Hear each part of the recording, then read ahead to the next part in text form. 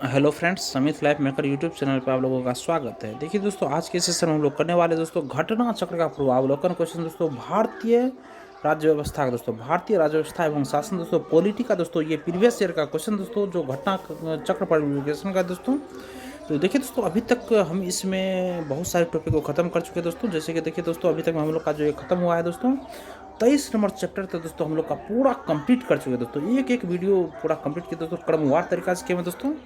जो अभी तक नहीं देखे फ्रेंड्स, वो इसी चैनल पर जाकर प्लेलिस्ट बना हुआ है उसका, वहाँ जाकर आप लोग देख सकते हैं।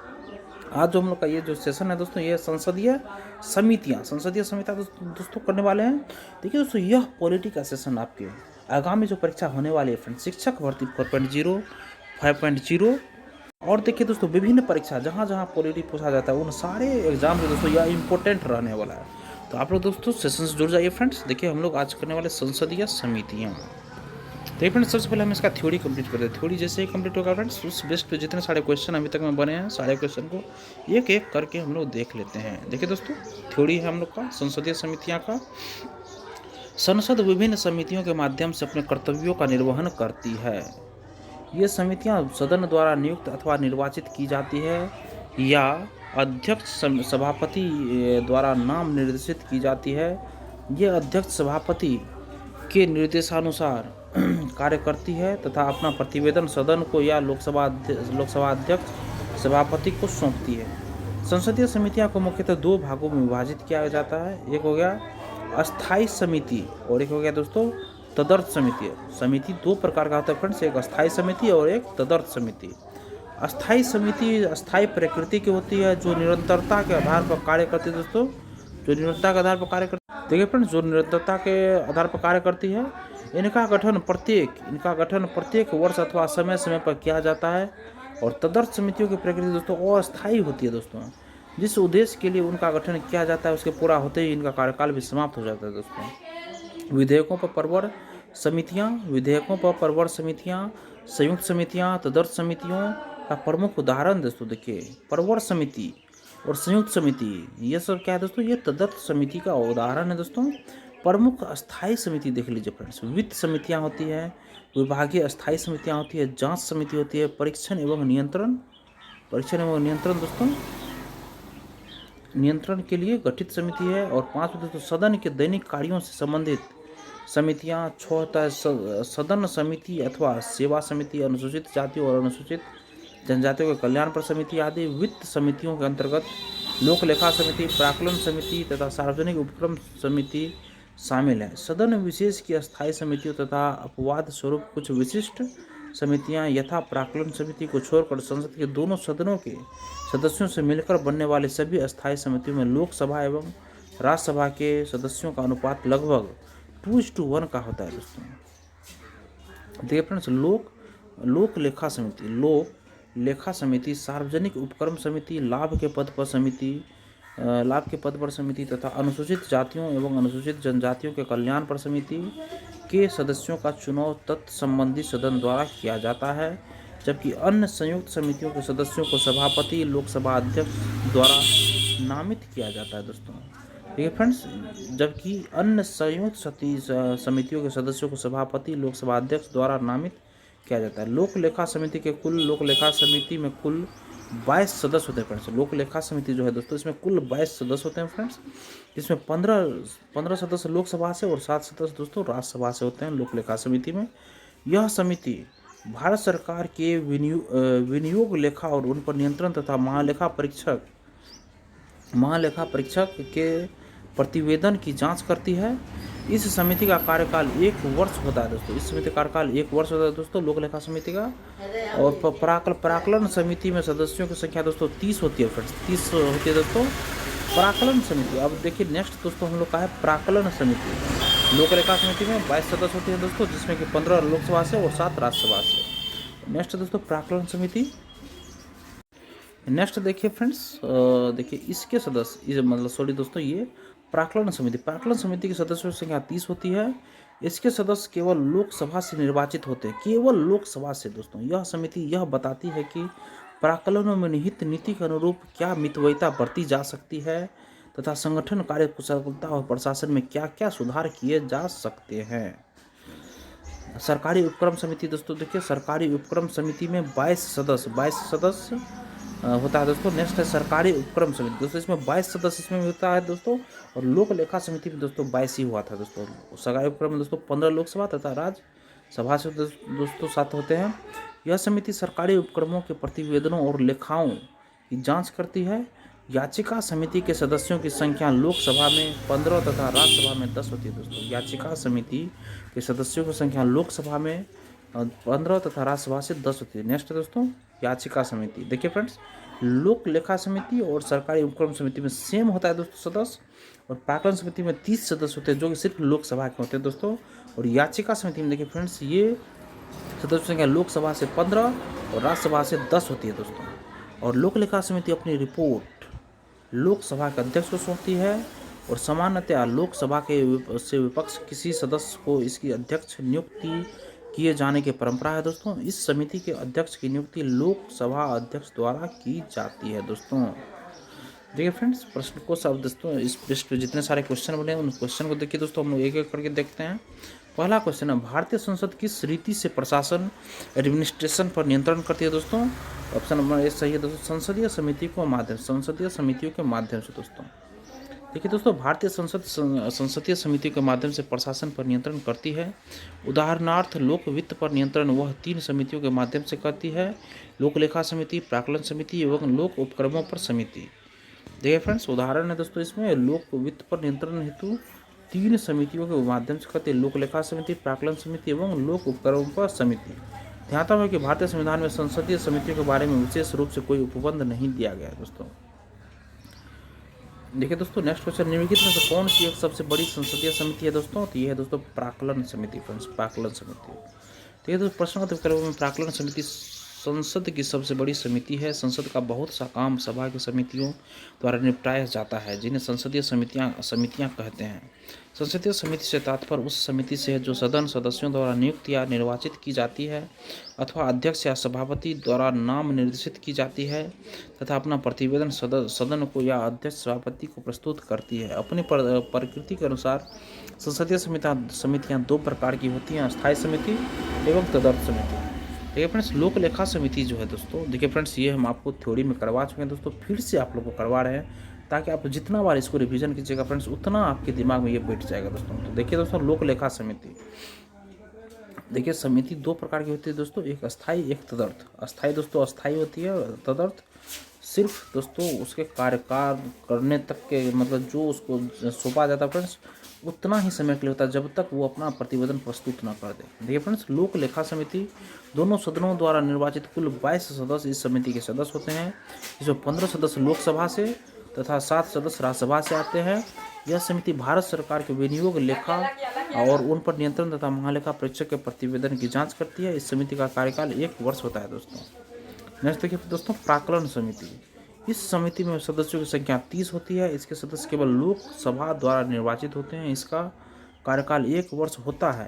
प्राक्कलन समिति यह बताती है कि प्राक्कलनों में निहित नीति के अनुरूप क्या मितव्ययिता बरती जा सकती है तथा संगठन कार्य कुशलता और प्रशासन में क्या क्या सुधार किए जा सकते हैं।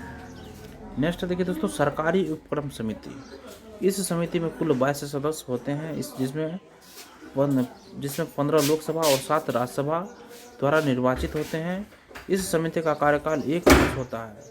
यह समिति सरकारी उपक्रमों के प्रतिवेदनों और लेखाओं की जांच तथा यदि सरकारी उपक्रमों के संबंध में भारत के नियंत्रक व महालेखा परीक्षक की कोई रिपोर्ट हो तो उसकी जांच भी करती है। यह सरकारी उपक्रमों की स्वायत्तता और कार्यकुशलता के संदर्भ में भी जांच करती है। देखिए फ्रेंड्स, नोट, उपयुक्त तीनों समितियां सार्वजनिक व्यापार संसदीय नियंत्रण का अंग है, जबकि भारत का नियंत्रक व महालेखा परीक्षक संघ तथा राज्य दोनों के लेखाओं के परीक्षण का कार्य करता है। उपयुक्त तीनों समितियां सार्वजनिक व्यापार संसदीय नियंत्रण का अंग है, जबकि भारत देखिए फ्रेंड्स, उपयुक्त तीनों समितियां सार्वजनिक व्यापार संसदीय नियंत्रण का अंग है, जबकि भारत का नियंत्रक व महालेखा परीक्षक संघ तथा राज्य दोनों के भारत का नियंत्रक व महालेखा परीक्षक संघ तथा राज्य दोनों के लेखाओं के परीक्षण का कार्य करता है। और तीनों समिति ये जो है दोस्तों, ये सिर्फ सार्वजनिक व्यय पर संसदीय नियंत्रण का अंग है दोस्तों। अब नेक्स्ट दोस्तों, याचिका समिति। याचिका समिति के सदस्यों की संख्या लोकसभा में 15 तथा राज्यसभा में 10 होती है। इसके सदस्य अध्यक्ष या सभापति द्वारा नाम निर्देशित होते हैं। इसका कार्यकाल नियत नहीं है। पुनर्गठन किए जाने तक यह समिति बनी रहती है। इस समिति का कार्य लोकसभा तथा राज्यसभा को प्रस्तुत की गई याचिकाओं पर विचार करना और प्रतिवेदन प्रस्तुत करना है दोस्तों। देखिए दोस्तों, नेक्स्ट क्वेश्चन हम लोग का, भारतीय संसद की सबसे बड़ी समिति कौन सी है? ये दोस्तों प्राक्कलन समिति है। नेक्स्ट देखिए दोस्तों, प्राक्कलन समिति के सदस्यों का कार्यकाल होता है दोस्तों 1 वर्ष का होता है। नेक्स्ट, निम्न में से कौन सा सार्वजनिक व्यय पर संसदीय नियंत्रण का अंग नहीं है दोस्तों? देखिए दोस्तों, भारत का नियंत्रक व महालेखा परीक्षक दोस्तों ये सार्वजनिक व्यय पर दोस्तों संसदीय नियंत्रण का अंग नहीं है दोस्तों। देखिए फ्रेंड्स, भारत का नियंत्रक व महालेखा परीक्षक दोस्तों ये सार्वजनिक व्यय पर संसदीय नियंत्रण का अंग नहीं है दोस्तों। नेक्स्ट क्वेश्चन देखिए, संसद की अस्थायी समिति के सदस्यों को लोकसभा एवं राज्यसभा से किस अनुपात में लिया जाता है दोस्तों? तो ये दोस्तों लिया जाता है आपको 2 और 1 के अनुपात में फ्रेंड्स, 2 और 1 के अनुपात में लिया जाता है फ्रेंड्स। देखिए, संसदीय समितियों को मुख्यतः 2 भागों में विभाजित किया जाता है। पहली अस्थायी समिति व दूसरी तदर्थ समिति के नाम से जानी जाती है। सदन विशेष की अस्थायी समितियों तथा कुछ अपवाद स्वरूप कुछ विशिष्ट समितियों यथा प्राक्कलन समिति को छोड़कर संसद के दोनों सदनों के सदस्यों से मिलकर बनने वाली सभी अस्थायी समितियों में लोकसभा एवं राज्यसभा के सदस्यों का अनुपात लगभग समान 2 और 1 का होता है। निम्नलिखित कथनों पर विचार कीजिए। देखिए फ्रेंड्स, लोक लेखा समिति का अध्यक्ष लोकसभा अध्यक्ष द्वारा नियुक्त किया जाता है और लोक लेखा समिति में लोकसभा सदस्य, राज्यसभा सदस्य और उद्योग तथा व्यापार के कुछ जाने माने व्यक्ति सम्मिलित होते हैं दोस्तों। देखिए इसका ऑप्शन देखिए फ्रेंड्स, सिर्फ 1 सही होगा दोस्तों, 2 ऑप्शन दोस्तों गलत है। देखिए फ्रेंड्स, इसका सॉल्यूशन है, लोक लेखा समिति का मुख्य कार्य भारत सरकार की विनियोग लेखाओं पर नियंत्रण, महालेखा परीक्षक के प्रतिवेदन की समीक्षा करना है। इस समिति में कुल 22 सदस्य होते हैं। इसमें से 15 सदस्य लोकसभा सदस्यों से अनुपातिक प्रतिनिधित्व पद्धति से एकल संगमनीय मत द्वारा चुने जाते हैं, जबकि समिति में राज्यसभा द्वारा चुने गए 7 सदस्य बाद में जुड़ जाते हैं। कोई भी मंत्री इस समिति का सदस्य निर्वाचित नहीं किया जा सकता है। लोक लेखा समिति का अध्यक्ष के रूप में लोकसभा अध्यक्ष द्वारा परंपरा के अनुसार विपक्ष के किसी नेता को चुना जाता है। अतः कथन 1 सत्य है दोस्तों। देखिए फ्रेंड्स, 2 असत्य हैं, क्योंकि लोक लेखा समिति में लोकसभा एवं राज्यसभा सदस्यों के अतिरिक्त उद्योग तथा व्यापार से संबंधित किसी बाहरी व्यक्ति को चुनने का कोई प्रावधान है ही नहीं फ्रेंड्स। नेक्स्ट क्वेश्चन देखिए दोस्तों, भारतीय संसद की लोक लेखा समिति संविदा करती है दोस्तों, समीक्षा करती है दोस्तों। ये नियंत्रक एवं महालेखा परीक्षक प्रतिवेदन की दोस्तों ये समीक्षा करती है। नेक्स्ट क्वेश्चन देखिए दोस्तों, निम्न कथनों पर विचार कीजिए। इनमें से कौन सा कथन दोस्तों सही होगा फ्रेंड्स? देखिए दोस्तों, तीनों ऑप्शन इसका सही है। फर्स्ट है दोस्तों, लोक लेखा तथा सार्वजनिक उपक्रमों की समितियों से राज्यसभा के सदस्य भी संबंधित होते हैं दोस्तों, जबकि प्राक्कलन समिति के लिए सदस्य केवल लोकसभा से ही लिए जाते हैं। नेक्स्ट है, संसदीय कार्य मंत्रालय कुल मिलाकर संसदीय कार्यों की मंत्रिमंडलीय समिति के निर्देशन में कार्य करते हैं फ्रेंड्स। नेक्स्ट देखिए, विभिन्न मंत्रालयों में भारत सरकार द्वारा गठित समितियों, परिषदों, मंडलों एवं आयोगों के सदस्यों को संसदीय कार्य मंत्री नामित करता है दोस्तों।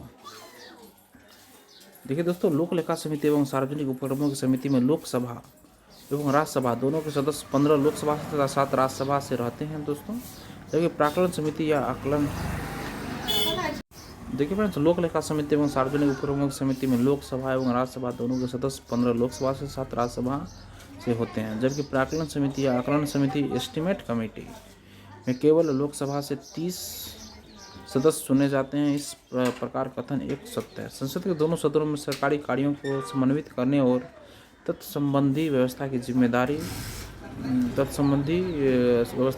संसदीय कार्य मंत्रालय को सौंपी गई है, जो कि कुल मिलाकर संसदीय कार्यों की मंत्रिमंडलीय समिति के समग्र निर्देशन में कार्य करता है। संसदीय कार्य मंत्रालय के सदस्यों को भारत सरकार द्वारा विभिन्न मंत्रालयों में स्थापित समितियों, परिषदों, बोर्डों और आयोगों आदि से मनोनीत करता है। अतः तीनों कथन दोस्तों सत्य है फ्रेंड्स। नेक्स्ट क्वेश्चन देखिए फ्रेंड्स, संसद की लोक लेखा समिति का प्रमुख कार्य क्या है दोस्तों? संसद की लोक लेखा समिति का प्रमुख कार्य क्या है? ये नंबर सही होगा। देखिए, शासन के वित्तीय, लेखा एवं विनिमय तथा कंट्रोलर एवं ऑडिटर जनरल की रिपोर्ट का परीक्षण। संसद की लोक लेखा समिति का प्रमुख कार्य क्या है फ्रेंड्स? ऑप्शन नंबर ए सही है। शासन के वित्तीय, लेखा एवं विनियम तथा कंट्रोलर एवं ऑडिटर जनरल की रिपोर्ट का परीक्षण दोस्तों ये संसद की लोक लेखा समिति का प्रमुख कार्य है दोस्तों। देखिए फ्रेंड्स, लोक लेखा समिति पब्लिक अकाउंट कमेटी लोक व्ययों पर नियंत्रण रखने वाली एक संसदीय समिति है। इनमें लोकसभा के 15 और राज्यसभा से 7 सदस्यों समेत कुल 22 सदस्य होते हैं। इसका उद्देश्य लोक व्यय के दुरुपयोग एवं अनियमितताओं को सदन के समक्ष उजागर करना होता है। यह उन लोक प्राधिकारियों के विरुद्ध कार्यवाही की भी सिफारिश करती है जो व्यय के दुरुपयोग हेतु उत्तरदायी पाए जाते हैं। यह समिति सरकार के विनियोग तथा वित्त लेखाओं की जांच करती है और नियंत्रक एवं महालेखा परीक्षक की रिपोर्ट को आधार मानकर लोक व्ययों का परीक्षण करती है। सामान्यतः विपक्ष के लोकसभा अध्यक्ष को इसका अध्यक्ष नियुक्त किया जाने की प्रथा है दोस्तों। सामान्यतः विपक्ष के लोकसभा सदस्य को इसका अध्यक्ष नियुक्त किए जाने की प्रथा है दोस्तों। लोक लेखा समिति के अध्यक्ष की नियुक्ति लोकसभा के स्पीकर द्वारा की जाती है। लोक लेखा समिति द्वारा अपनी रिपोर्ट लोकसभा के स्पीकर को ही प्रस्तुत की जाती है। जैसे देखिए तो सार्वजनिक लेखा समिति अपनी आख्या प्रस्तुत करती है संसद को। नेक्स्ट, लोक लेखा समिति अपनी रिपोर्ट प्रस्तुत करती है किसी दोस्तों लोकसभा के स्पीकर को प्रस्तुत करती है। नेक्स्ट देखिए, लोक लेखा समिति की रिपोर्ट प्रस्तुत की जाती है दोस्तों, ये लोकसभा में की जाती है। और देखिए, लोक लेखा समिति में निम्नलिखित सदस्य होते हैं, नीचे देखिए कुछ से सही उत्तर चुनिए। लोक लेखा समिति में 15 दोस्तों, 15 लोकसभा से, 7 राज्यसभा से। ऑप्शन नंबर 20 सही है इसका। देखिए, निम्नलिखित कथनों पर विचार कीजिए। लोक लेखा समिति संसदीय समिति दोस्तों, ऑप्शन इसका 20 सही होगा। 2, 3 सरकार को विनियोग तथा वित्त लेखाओं की जांच करती है। भारत के नियंत्रक महालेखा परीक्षक की रिपोर्ट की जांच करती है। बिल्कुल सही दोस्तों। भारतीय संसद की लोक लेखा समिति के अध्यक्ष को कौन मनोनीत करता है फ्रेंड्स? ये लोकसभा का अध्यक्ष मनोनीत करता है। नेक्स्ट देखिए,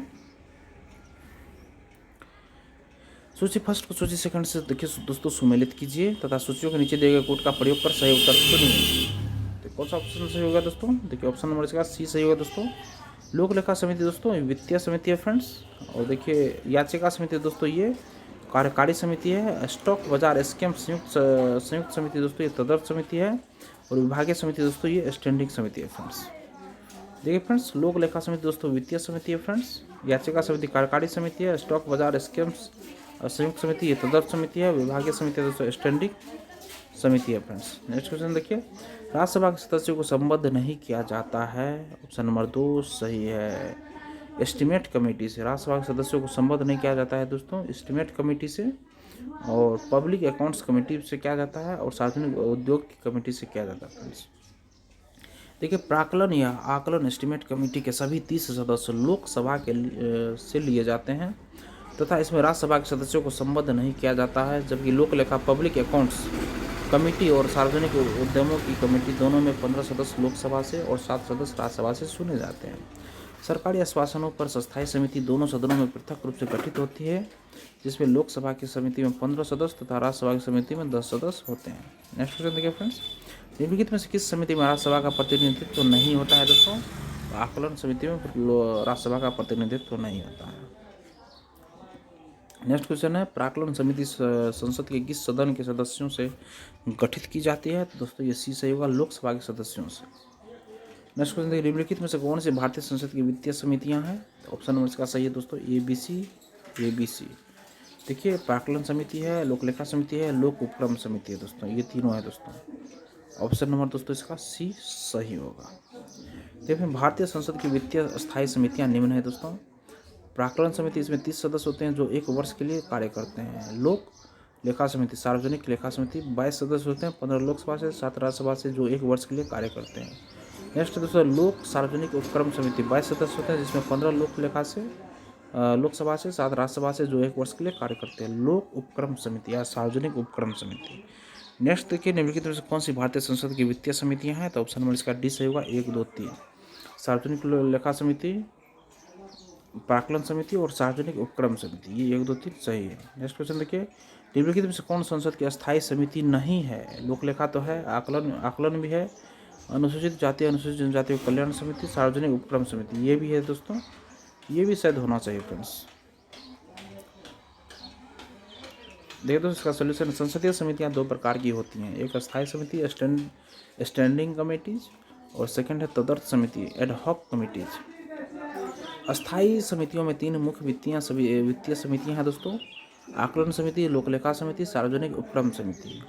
अनस्थायी समितियों में जांच समिति, संवीक्षण समिति, सदन के दिन प्रतिदिन की कार्यवाही से संबंधित समिति, अनुसूचित जातियों अनुसूचित जनजातियों के कल्याण पर समिति, सदस्यों की सुविधाओं के प्रावधानों से संबंधित समिति आदि शामिल। अतः प्रश्नानुसार चारों विकल्प में लिखित समितियां अस्थायी समितियां हैं दोस्तों। नेक्स्ट क्वेश्चन देखिए, निम्नलिखित में से किसके बारे में संसदीय समिति गठित नहीं की गई दोस्तों? निम्नलिखित में से किसके बारे में संसदीय समिति गठित नहीं की गई दोस्तों? तो ऑप्शन डी देखिए, अल्पसंख्यकों के कल्याण के बारे में दोस्तों ये नहीं की गई दोस्तों। बात हुई सार्वजनिक उद्यमों के बारे में किया गया, सरकारी आश्वासनों के बारे में किया गया, आकलनों के बारे में किया गया। फ्रेंड्स देखिए फ्रेंड्स, संसद की सार्वजनिक उपक्रम समिति सार्वजनिक क्षेत्र के उद्यमों के संदर्भ में नियंत्रण एवं महालेखा परीक्षा की रिपोर्ट यदि कोई हो की जांच करने तथा सार्वजनिक उद्यमों के प्रबंधन एवं उनके कुशलतापूर्वक चलाए जाने की जांच करती है। प्रत्येक सदन की सरकारी आश्वासनों संबंधी समिति मंत्रालयों द्वारा सदन में दिए गए आश्वासनों, वादों एवं संकल्पों पर उसके कार्यान्वित होने तक नजर रखती है। संसद की प्राक्कलन समिति, देखिए फ्रेंड्स, संसद की प्राक्कलन समिति आकलनों की जांच, मितव्ययिता एवं धन के व्यय पर निगरानी रखती है। अल्पसंख्यकों के कल्याण तो संसदीय समिति नहीं है, बल्कि इसके लिए अल्पसंख्यक आयोग का गठन किया गया है। नेक्स्ट क्वेश्चन देखिए, रेलवे अंचलों के लिए संसद सदस्यों की परामर्शदात्री समिति का गठन किया जाता है संसदीय कार्य मंत्रालय द्वारा। देखिए फ्रेंड्स, रेलवे अंचलों के लिए संसद सदस्यों की परामर्शदात्री समिति का गठन किया जाता है दोस्तों संसदीय कार्य मंत्रालय द्वारा। संसदीय कार्य मंत्रालय रेलवे के प्रत्येक जोन के लिए सलाहकारी समिति का गठन करता है। इससे संबंधित जोन की सीमा से चुने गए सांसद सदस्य होते हैं। नेक्स्ट क्वेश्चन देखिए, 2G स्पेक्ट्रम मुद्दे की जांच करने के लिए बनाई गई संयुक्त संसदीय समितियों में शामिल है दोस्तों। ऑप्शन बी सही है, 20 सदस्य लोकसभा से तथा 10 सदस्य राज्यसभा से। 2G स्पेक्ट्रम मुद्दे की जांच करने के लिए बनाई गई संयुक्त संसदीय समिति में शामिल है दोस्तों